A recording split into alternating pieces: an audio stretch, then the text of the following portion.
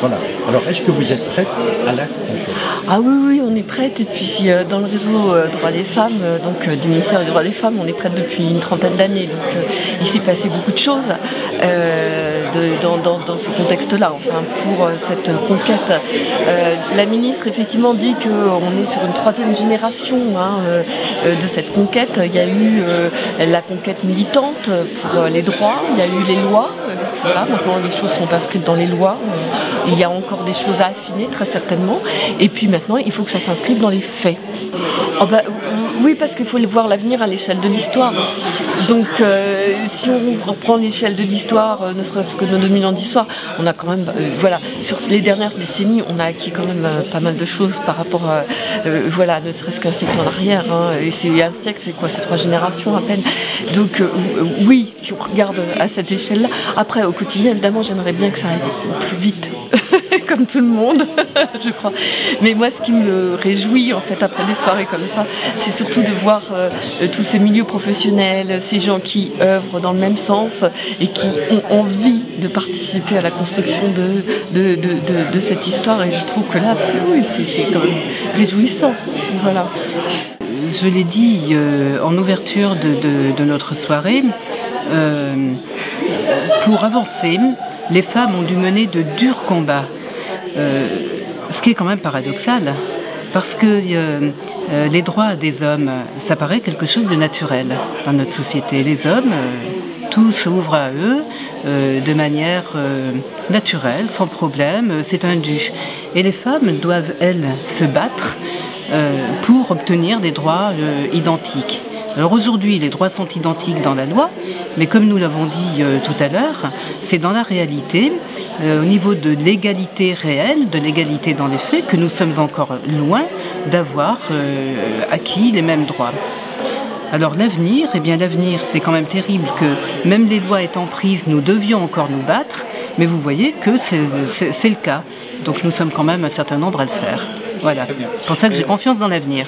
Et j'aimerais bien quand même voir arriver, connaître cette ère de l'égalité, accent grave RE, de l'égalité, pour pouvoir en bénéficier un petit peu, en profiter, parce que j'ai contribué, à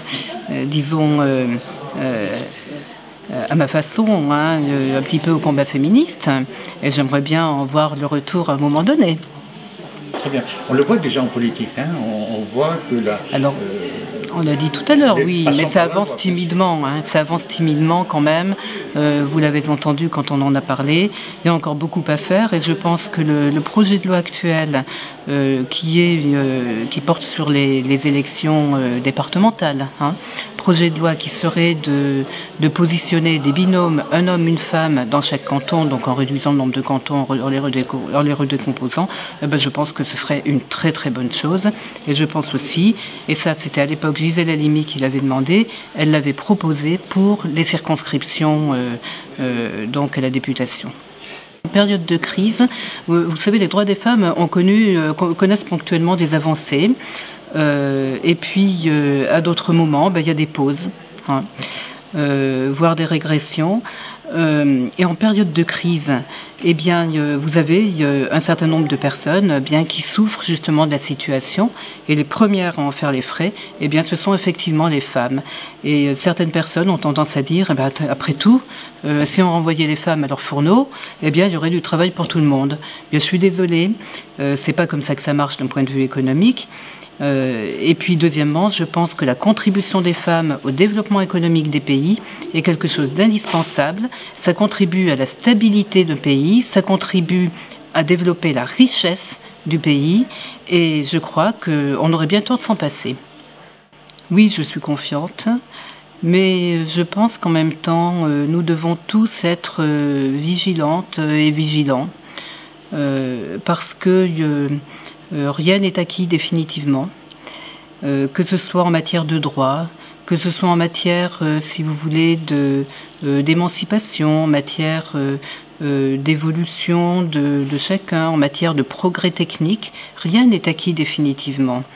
Donc confiante, bien sûr, confiante en l'avenir, mais en même temps vigilante. Et je crois qu'il faut que chacun, à la place où il est, exerce cette vigilance et puis s'emploie à faire en sorte que les choses se développent de manière correcte, harmonieuse. Voilà. Merci beaucoup. Merci, c'est moi qui vous remercie.